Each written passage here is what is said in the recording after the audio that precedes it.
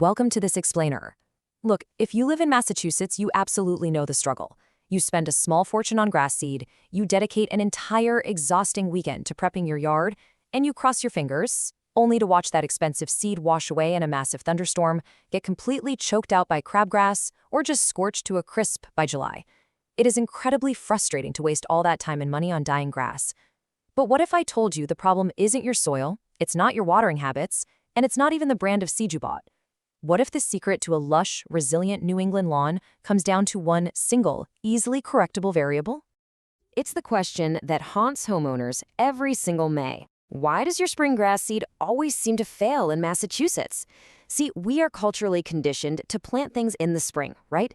But turf grass in New England plays by a completely different set of rules.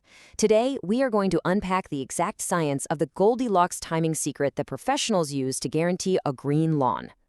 Okay, let's dive into this. When you plant in the spring, you are facing a really harsh reality. The soil is still cold, heavy spring rains threaten to literally wash your expensive seeds down the storm drain, aggressive weeds are waking up and fighting for the exact same space, and right when those young, super vulnerable grass roots try to establish themselves, they get hit with brutal summer heat stress. It's just a recipe for disaster. Now contrast that with late summer. The soil is already nice and warm from the summer sun, which drastically speeds up germination. Weed competition drops way down, and the cooling autumn air provides the perfect, stress-free environment for young grass. I mean, the difference is night and day. Here is our roadmap for this explainer. We're going to cover regional climate and soil, the optimal planting window, the best grass seed types, a step-by-step planting process, maintenance and common mistakes, and finally, local resources and support. All right, let's get to it. Section 1. Regional climate and soil. So Massachusetts features a humid continental climate, which essentially means it subjects plants to really wild seasonal fluctuations. We're talking sub-zero winters up in the Berkshires and intensely humid, high-heat summers down on the Cape. And you know the old joke, if you don't like the weather in New England, just wait 5 minutes. Because the state falls into USDA hardiness zones 5A to 7B, only what we call cool season grasses can actually survive here as permanent lawns. Warm season grasses simply can't handle the freezing winters, with maybe the rare exception of some zoysia in the absolute mildest coastal zones.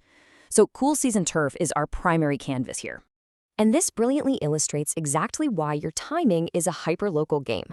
The timing of the killing frost is the ultimate hard deadline for your seed survival. Notice how these critical frost states vary wildly across the state. If you live in Boston, your first fall frost averages around November 8th. But if you're out west in Pittsfield, it hits over a month earlier on October 4th.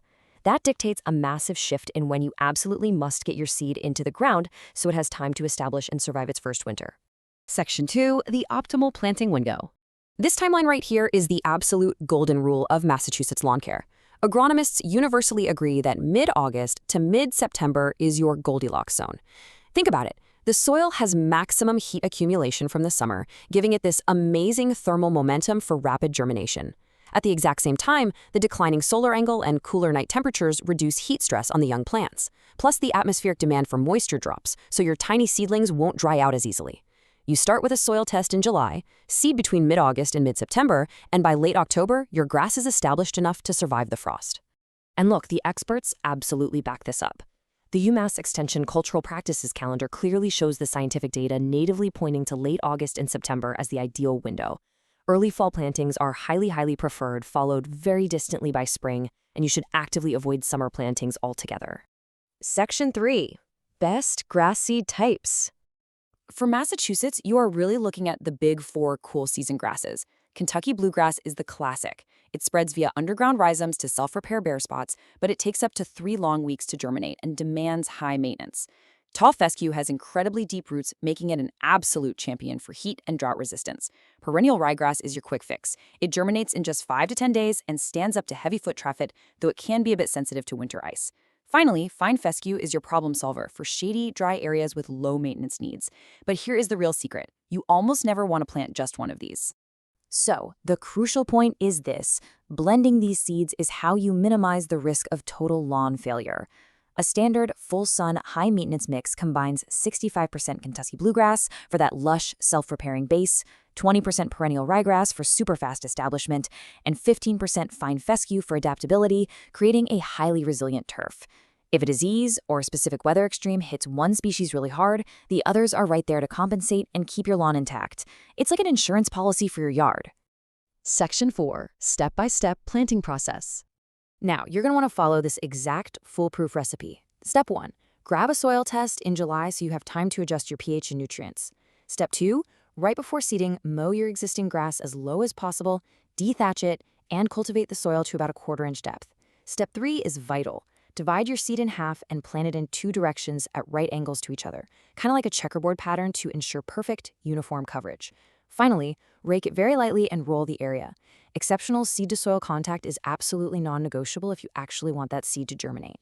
Section 5. Maintenance and common mistakes.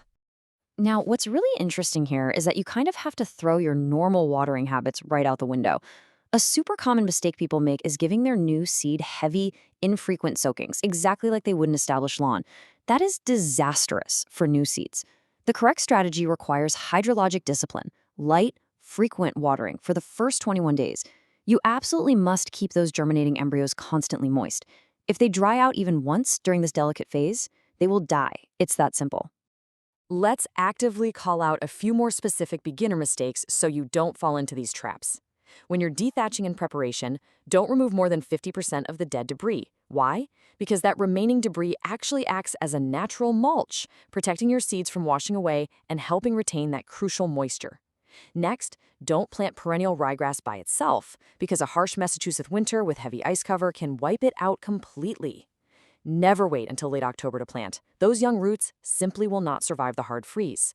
And finally, never skip that soil test. Trying to plant expensive seed in highly acidic, unamended soil is a guaranteed way to just throw your money away. Section 6. Local resources and support. Navigating this volatile New England climate can be super tricky, so please lean on the pros. The UMass Extension Center for Agriculture is an absolute goldmine of soil testing services, species selection guides, and localized advice. They are the experts on the ground, tracking those crucial soil temperatures and frost dates for your specific county. Use them. And as a final reminder, this video is for informational purposes only and should not be considered expert advice. Always consult with local experts or your local extension service for advice tailored to your specific circumstances. But listen, by understanding the power of that late August, mid-September Goldilocks window, selecting the right cool season blend, and maintaining perfect seed-to-soil contact, you literally have the formula for success. If you change your timing this fall and follow these steps, just imagine what your lawn could look like next spring. Thanks for joining me on this explainer.